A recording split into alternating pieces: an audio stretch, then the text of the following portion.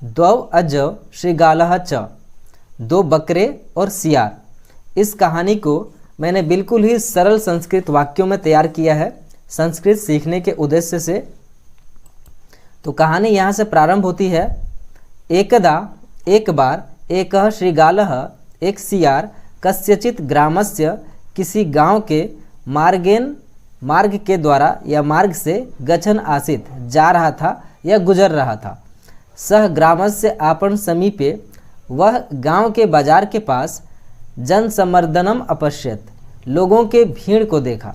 कौतूहलवश स श्रीगालः, वह सियार, किम भवति, क्या हो रहा है, इति द्रष्टुम, यह देखने के लिए, जनसमूहस्य समीपम गतवान, लोगों के भीड़ के पास गया।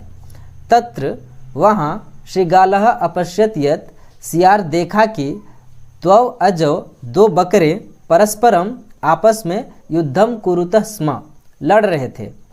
तो उभौ अपि, वे दोनों ही, अतिशयेन बलिष्ठौ आस्ताम, बहुत बलशाली थे। अतः तयोः मध्ये, इसलिए उन दोनों के बीच, भीषणम युद्धम प्रचलति स्म, भीषण लड़ाई चल रही थी। सर्वे जनाः, सभी लोग, उच्चैः कोलाहलम कुर्वन्तः, जोर जोर से कोलाहल करते हुए, करतलवादनम च कुर्वन्ति स्म, तालियां बजा रहे थे। तो द्वौ अजौ, वे दोनों बकरे, अत्यधिकम रक्त रंजितौ अभवताम, बहुत लहूलुहान हो चुके थे। मार्गे अपि, सड़क पर भी, रक्तम प्रवहति स्म, रक्त बह रहा था।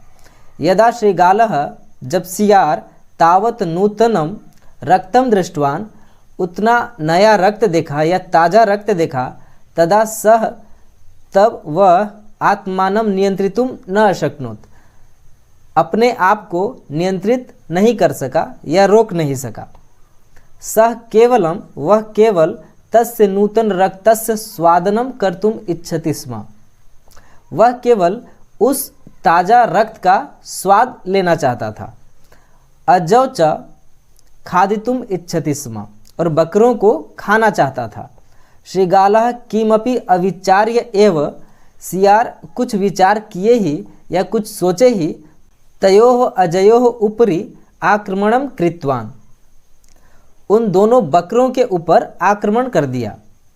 किंतु तव उभव अजौ, परंतु वे दोनों बकरे अतीव शक्तिशालिनो आस्ताम, बहुत शक्तिशाली थे।